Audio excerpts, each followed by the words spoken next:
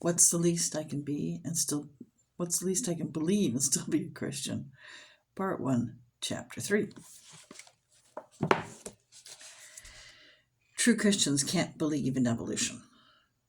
In the beginning, God created the heavens and the earth. Genesis 1:1 in the New International Version. Back in the 1990s, I pastored a church in Honolulu. The church was located near Waikiki Beach, so I kept a surfboard in my office and another at my house. As the old saying goes, it's a tough job, but someone has to do it. My congregation included a large number of seekers, people who had not yet become Christians, but who were exploring the Christian faith. Most had Buddhist backgrounds. Many of those seekers were students at the University of Hawaii. One of them, a young woman named Mary, was working on her PhD in biology. After attending our church for over a year, Mary asked for an appointment with me. On the one hand, Mary felt drawn to Christianity, but on the other hand, she struggled with the issue of science and faith, especially evolution. She told me, "I want to believe in God, but a literal reading of Genesis is impossible for me. As badly as I want to be a Christian, I cannot forfeit my mind in the process." Mary wanted to know if she could reconcile her belief in evolution with her belief in the Bible, especially the book of Genesis. I will never forget her questions. "Dr. Thielen, can I be a scientist and a Christian?" Although an oversimplification, two major options exist for Christian believers concerning God's creation of the universe. The first position is called scientific creationism.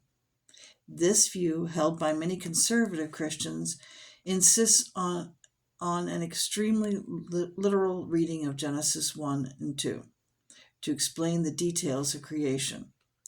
Although several versions of scientific creationism exist, the most popular, the young earth creationism, says the world was created in 6 literal 24-hour days.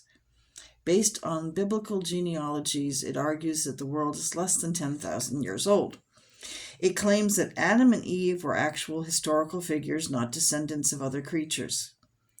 This theory rejects the scientific view that fossils were formed over millions of years ago.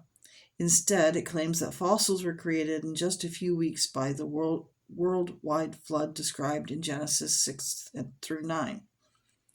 Although this view allows for minor changes in species over the years, it completely rejects the possibility that one species evolved into another.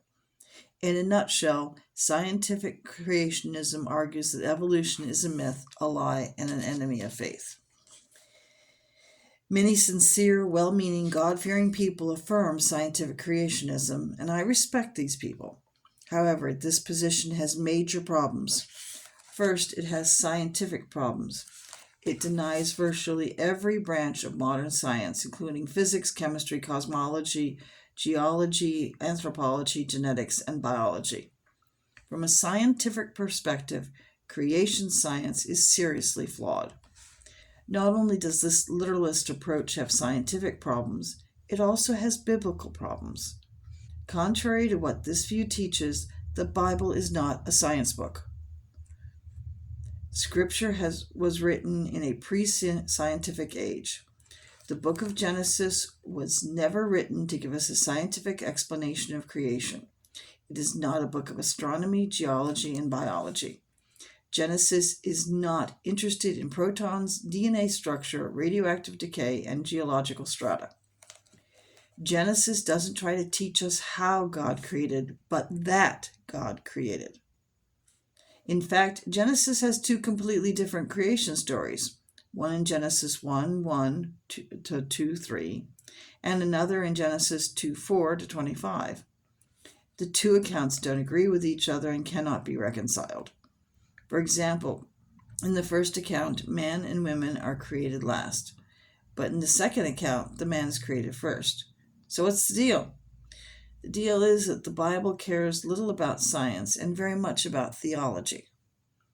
Scripture doesn't address or care scientific details of creation. Instead, the Bible is concerned with the more important subjects like God, faith, meaning, love, justice, ethics, and hope. Beyond the obvious scientific and biblical problems with scientific creationism, its biggest flaw is that it forces people to make an either-or choice between science and faith, a totally unnecessary choice. Of course, you may believe scientific creationism. Many good Christian people do. But if so, you need to be honest about the serious scientific and biblical challenges that come with this view. Grapple with them, and come to an acceptable resolution in your mind. Theistic evolution.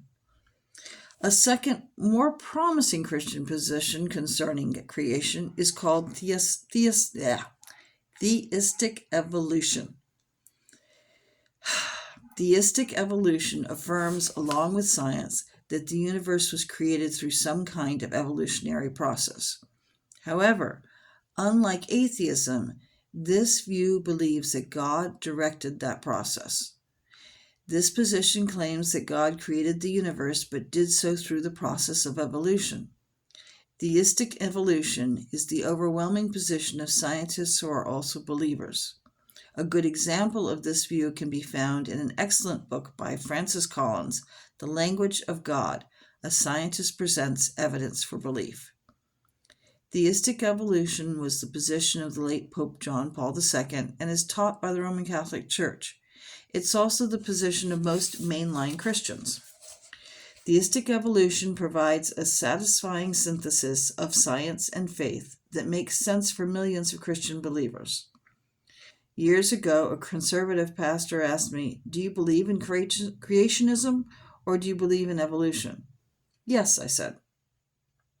He gave me a strange look and said, "What do you mean, yes?" I said, "Yes, I believe in creationism. And yes, I believe in evolution. I believe God created the world, but I believe God created through evolution." He was not happy with that answer, and you may not be happy with that answer either. That's okay. Good Christians disagree on this issue. But for millions of Christians, theistic evolution is the only option that makes both spiritual and scientific sense. Several years ago, the state of Kansas fought a major battle over the teaching of evolution in the public school system. Of course, that battle is not new.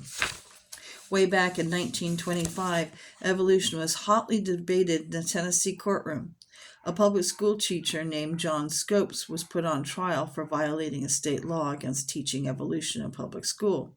They called it the Scopes monkey trial. During the proceedings, battle lines were drawn.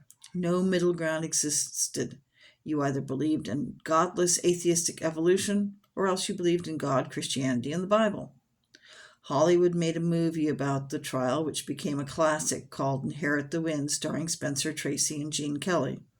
In the closing scene of the movie, the attorney who defended John Scopes for teaching evolution was picking up his things from a table, including 2 books.